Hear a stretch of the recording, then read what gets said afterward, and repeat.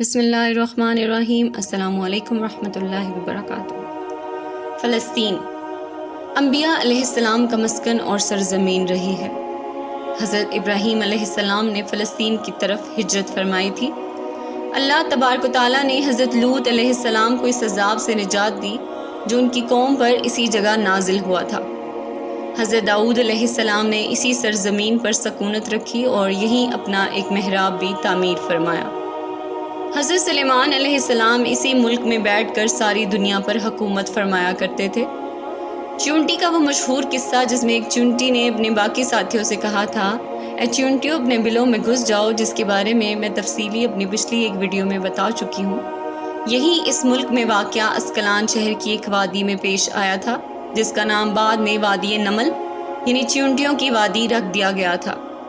حضرت زکریا علیہ السلام کا محراب بھی اسی شہر میں ہے۔ حضرت موسیٰ علیہ السلام نے اسی ملک کے بارے میں اپنے ساتھیوں سے کہا تھا کہ اس مقدس شہر میں داخل ہو جاؤ۔ انہوں نے اس شہر کو مقدس اس شہر کے شرک سے پاک ہونے اور انبیاء علیہ السلام کا مسکن ہونے کی وجہ سے کہا تھا۔ فلسطین میں کئی معجزات وقوع پذیر ہوئے، جن میں ایک کنواری بی بی حضرت مریم علیہ السلام کے وطن سے حضرت عیسیٰ علیہ السلام کی ولادت مبارکہ بھی ہے۔ حضرت عیسیٰ علیہ السلام کو جب ان کی قوم نے قتل کرنا چاہا تو اللہ تبارک و تعالیٰ نے انہیں اسی شہر سے آسمان پر اٹھا لیا تھا۔ ولادت کے بعد جب عورت اپنی جسمانی کمزوری کی انتہا پر ہوتی ہے، ایسی حالت میں بی بی مریم کا کھجور کے تنے کو ہلا دینا بھی ایک معجزہ الہی ہے۔ قیامت کی علامات میں سے ایک حضرت عیسیٰ علیہ السلام کا زمین پر واپس تشریف لانا اسی شہر کے مقام سفید مینار کے پاس ہوگا۔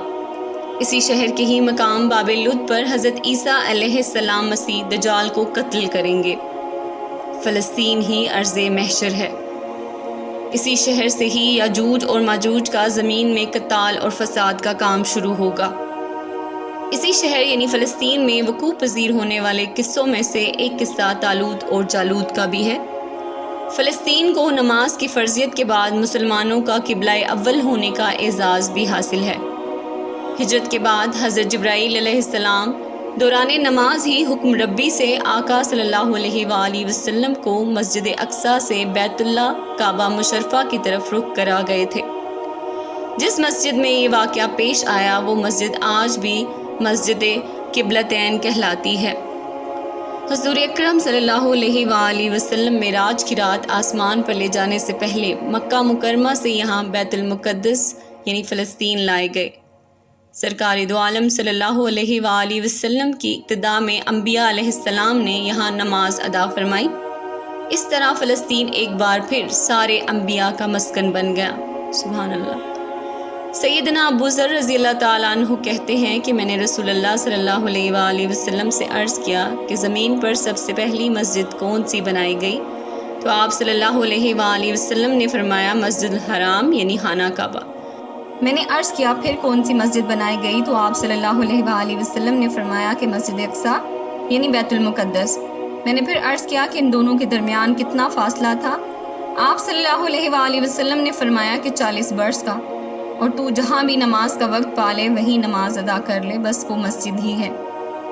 مثال حبیب خدا صلی اللہ علیہ وآلہ وسلم کے بعد حضرت ابوبکر صدیق رضی اللہ تعالیٰ عنہ کو ارتداد کے فتنے اور دیگر کئی مشکلات سے نمٹنے کے لیے عسکری اور افرادی قوت کی اشد ضرورت کے باوجود بھی ارض شام کی طرف آپ صلی اللہ علیہ وآلہ وسلم کا تیار کردہ لشکر بھیجنا بھی ایک ناقابل فراموش حقیقت ہے۔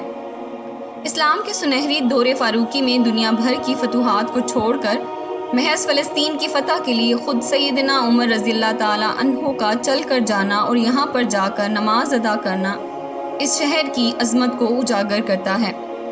دوسری بار معراج کی رات بروز جمعہ 27 رجب 583 ہجری کو صلاح الدین ایوبی کے ہاتھوں اس شہر کا دوبارہ فتح ہونا بھی ایک نشانی ہے۔ بیت المقدس کا نام قدس قرآن سے پہلے تک ہوا کرتا تھا۔ قرآن نازل ہوا تو اس کا نام مسجد اقصیٰ رکھ دیا گیا۔ قدس اس شہر کی اس تقدیس کی وجہ سے ہے جو اسے دوسرے شہروں سے ممتاز کرتی ہے۔ اس شہر کے حصول اور اسے رومیوں کے جبر و استبداد سے بچانے کے لیے 5000 سے زیادہ صحابہ کرام رضوان اللہ علیہم اجمعین نے جام شہادت نوش کیا اور شہادت کا باب آج تک بند نہیں ہوا۔ سلسلہ ابھی تک چل رہا ہے۔ یہ شہر اس طرح شہیدوں کا شہر ہے۔ مسجد اقصی اور بلاد شام کی اہمیت بالکل حرمین شریفین جیسی ہی ہے۔ جب قرآن پاک کی آیت نازل ہوئی تو ابن عباس کہتے ہیں کہ ہم نے بلاد شام کو التین انجیر سے، بلاد فلسطین کو الزیتون زیتون سے، اور الطور سنین کو مصر کے پہاڑ کوہ طور جس پر جا کر حضرت موسیٰ علیہ السلام اللہ پاک سے کلام کیا کرتے تھے سے استدلال کیا۔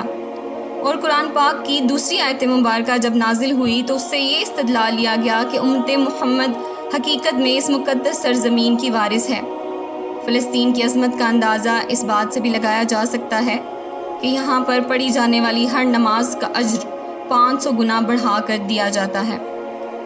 اللہ تعالیٰ سے دعا ہے کہ تمام مسلمانوں سمیت اللہ تعالیٰ تمام مسلم ممالک اور فلسطین کی بھی حفاظت فرمائیں، سب کو اپنے حفظ و امان میں رکھیں، آمین۔